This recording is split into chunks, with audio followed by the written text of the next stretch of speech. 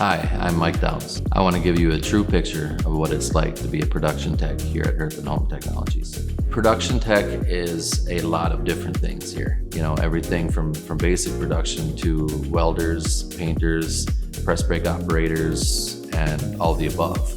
Okay, this is a flat wash station, so when the steel comes in and it gets formed for the fireplaces, it'll have oil on it. This member is running it through a flat wash. That'll get all the oil off of it so that when it goes to the line, our adhesion is as good as it can be. This is kind of the example of our one-piece flow. So he has that cart, he's pulling through, he's going through the warehouse, and he's picking all the parts he needs for the one unit. That cart will follow down the line, and every part for that unit, and only the parts for that unit. So they make sure that everything is with it. So on some of our assembly lines, such as this one, occasionally you'll have two people working on the same fireplace. We got one person on one side of the line and one on the other side of the line. So the assembly line keeps on moving, and you may have somebody on the opposite side of you doing the same thing. We try and make our workstations as ergo-friendly as possible. So you can see here, there's a fireplace riding on top of a lift table. Just some of the ergonomic things that we do here to try and keep everybody safe.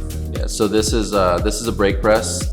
That's where the sheet metal is formed. I wouldn't put somebody on the brake press right away if it was something that made them nervous. It's really up to the individual. It kind of depends on who you bring in and what they are aspire to do.